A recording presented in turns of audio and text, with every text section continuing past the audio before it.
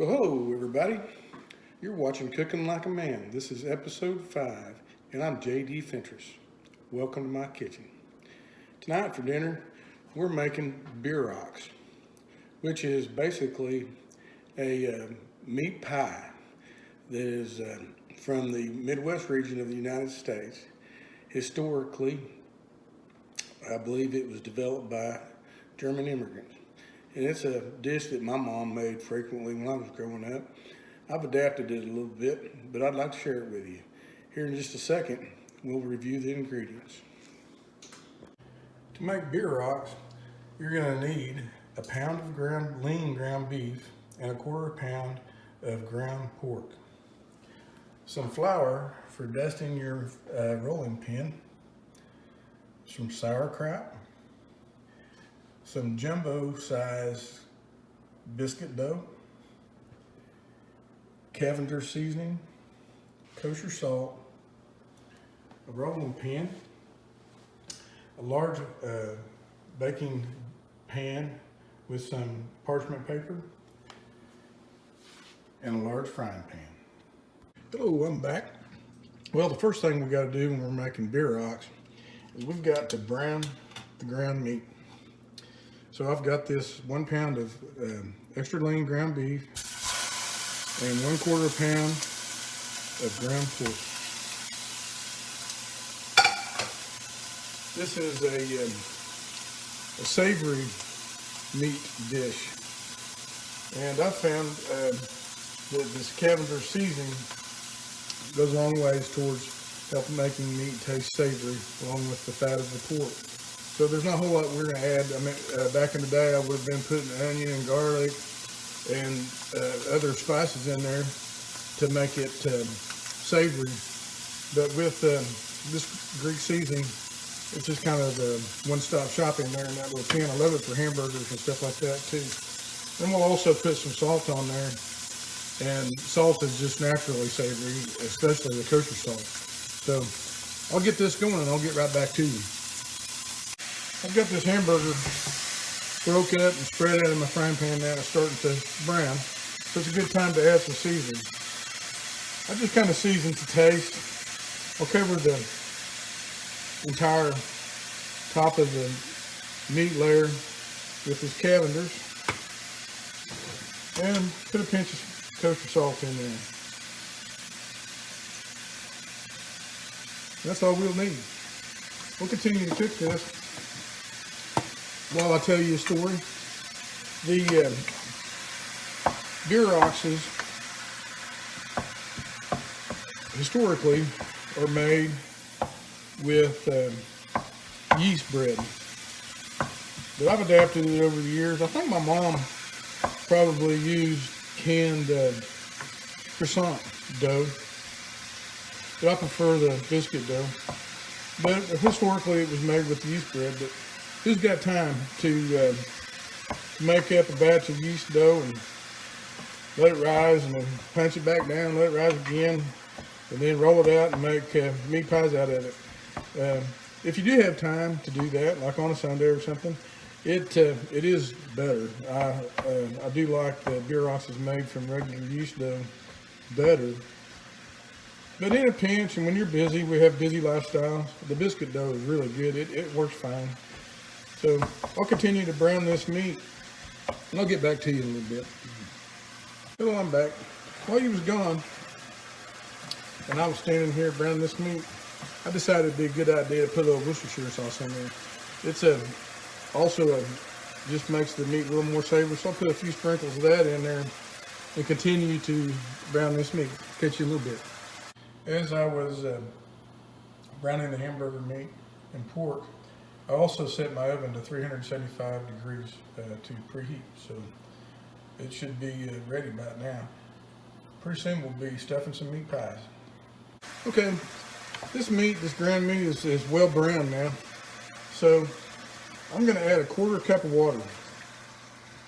And what the water will do is it'll help to steam the sauerkraut when I put the sauerkraut in there, and it'll also helps to kind of break the little ground pieces of meat up a little more, and they become smaller little pieces of ground meat, which is good because we're going to be stuffing these meat pies, and they'll stuff better if the little ground meat pieces are small as opposed to clumped together and large. So you want it to be kind of like taco meat. So anyway, I added the water, and now I'm going to go ahead and add the sauerkraut. I'm going to add it juice and all. Just put it all in there. 1 can is plenty. So I'll just stir the sauerkraut in and let it sit here and simmer. I want to reduce the liquid in the pan down to nothing. I just want it to be dry. So we'll let it sit here and simmer. And in the meantime, we'll go over here and roll out some biscuit dough and get it ready to stuff with the filling. And I'll be right back with you. I thought I'd give you a look-see at this stuffing mix as it's simmering, just so you can see what it looks like. When we get ready to fill these Bieroxs, I'll get back with you. Here's a little cooking like the man tip. When you're reducing meat, like you're making tacos or something, you've got water, and if you have a lot of liquid to reduce, what I do is I push the meat to the sides and expose the liquid that I'm trying to reduce more to without any cover over it, and it kind of reduces the surface tension, and it'll evaporate quite a bit faster. So that's just a little tip there. I'm about got this reduced, so I'll get back in here in a little bit and start stuffing some Bieroxs. Okay, the Bieroxs filling is done now. As you can see, the liquid is completely reduced from the meat. Hello, I'm back. While you were gone, I prepared my surface, my rolling surface and my rolling pin by dusting it with a little all-purpose flour. If you don't have one of these silicone mats, highly recommend it. Sure makes cleanup a lot easier, and your dough doesn't stick to the countertop and all that kind of stuff. I'm going to prepare one complete Bierocks for you so you can watch it. And then I'll let you go so you don't have to sit there and watch me make 900 of these things. So, but basically what you're looking for is a football-shaped dough after you roll it out. So I'll just gently roll it out long ways and get it about the length that I want it to be. Then I'll turn it and widen it out just a little bit.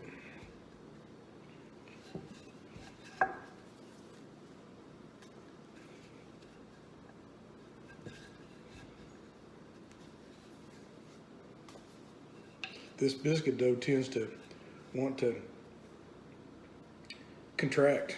It's like a rubber band that wants to come back in, so you kind of have to over roll it because it'll come back at you.